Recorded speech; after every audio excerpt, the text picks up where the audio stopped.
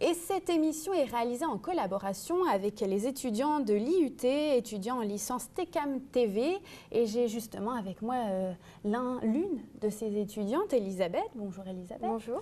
Alors est-ce que tu peux nous parler justement de cette licence que tu étudies à l'IUT?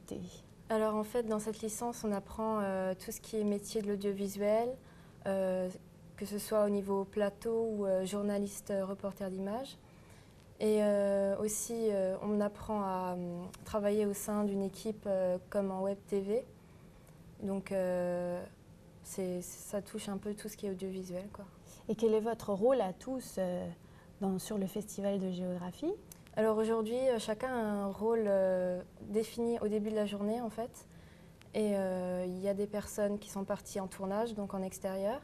Certains sont sur le plateau, comme ce matin j'étais sur le plateau, à une caméra. D'autres en régie, donc ça peut varier. Et alors on va découvrir justement dans quelques instants les reportages que vous avez faits vous tous aujourd'hui. Alors toi, tu as pu assister à quels événements aujourd'hui?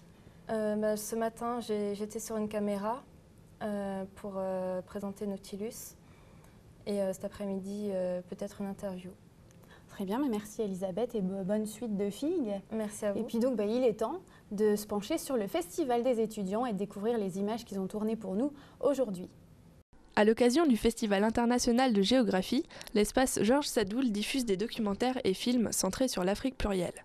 Voyons ce que le public en a pensé.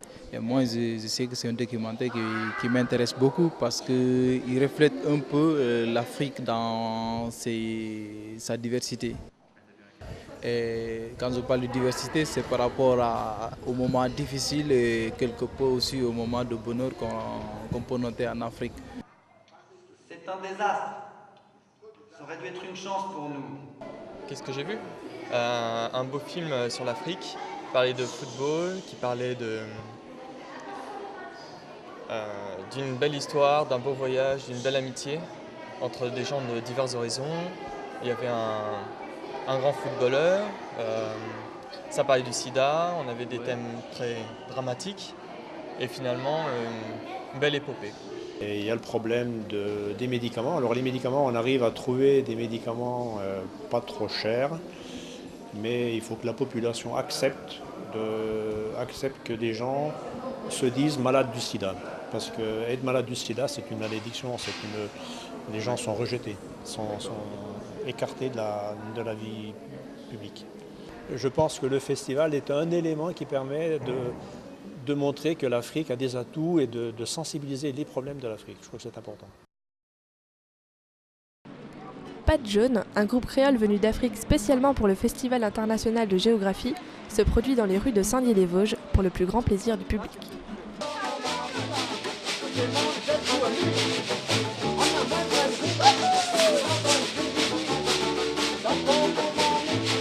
Le groupe Pat Jaune, c'est Michel, c'est Bernard, c'est Claudine, c'est François aussi.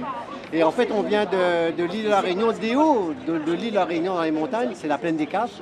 Et on représente un style de musique qui est assez particulier, c'est-à-dire ça nous vient de tout ce qui est concentration européenne de l'époque, il y a très très longtemps.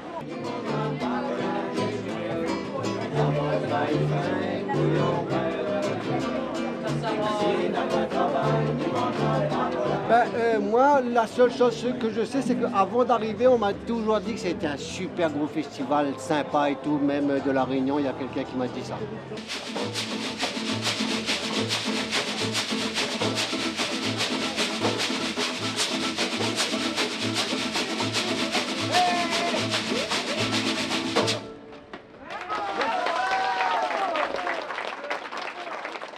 Si l'inauguration officielle de ce 22e Festival international de géographie a eu lieu jeudi, les préparatifs ont quant à eux démarré depuis plusieurs jours. C'est notamment le cas au Salon du Livre, qui se tient dans les anciens locaux du tribunal de grande instance et de la CCI. Il sera ouvert au public vendredi, samedi et dimanche de 9h à 19h. Les libraires, nombreux sur place, proposeront au public des ouvrages de toutes sortes et notamment de très beaux livres sur l'Afrique. Pour les équipes des services techniques de la ville, la préparation est intense, comme nous l'explique Pascal Boer, gardien de la Tour de la Liberté depuis 19 ans. Sur les 4 jours, c'est toujours la pression. Hein. Toujours, oui, oui. On démonte une installation, on en refait une autre. On suit les manifestations. Dans les stands comme à l'extérieur, exposants et partenaires sont à pied d'œuvre pour préparer leur festival. Un festival qui bien souvent laisse de très bons souvenirs. Ça fait 3 ans, je crois, c'était inviter le Japon. On avait fait ici le thé, les séances de thé. Là, c'était très intéressant. Les gourmets ont rendez-vous comme chaque année à l'espace François Mitterrand, où l'effervescence était de mise du côté des exposants qui ont mis les petits plats dans les grands pour assurer encore un très beau festival.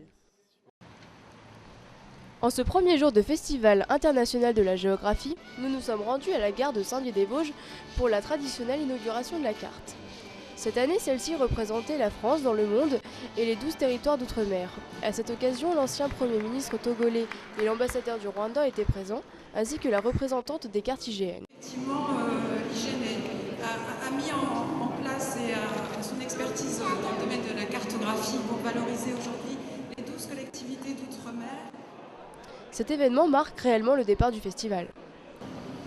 Pour l'heure, nous allons commencer par l'inauguration de cette carte qui a le mérite de montrer un certain nombre d'îles et de territoires.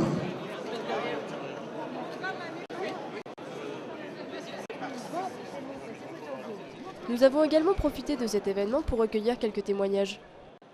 Alors, je suis Frédéric Clérambeau, directeur du Festival international de géographie. Alors, l'inauguration de la carte représente d'abord le point de départ du festival. Cette carte est présentée par l'IGN, l'Institut géographique national, et permet ainsi de mettre le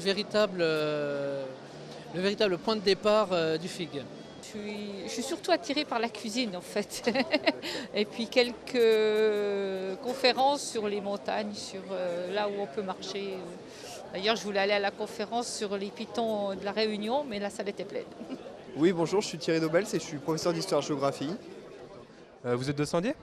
Non, j'arrive de Limoges, en Haute-Vienne, en Limousin. Vous êtes venu exclusivement pour le FIG ? Exactement. Comme chaque année.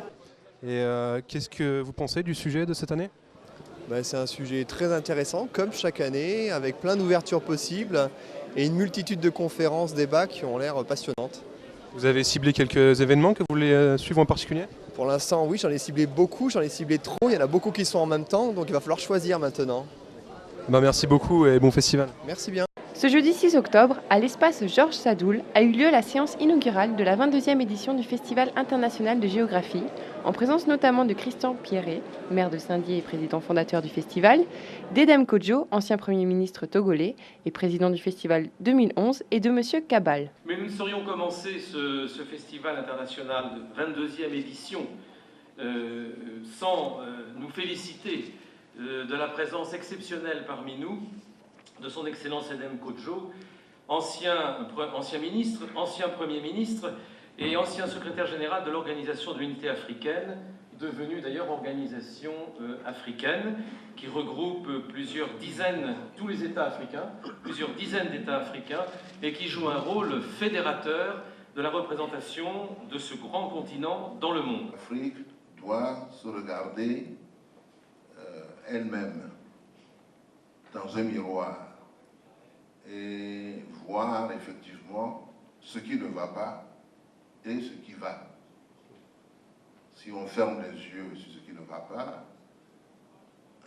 on risque de se tromper lorsqu'on analysera ce qui va.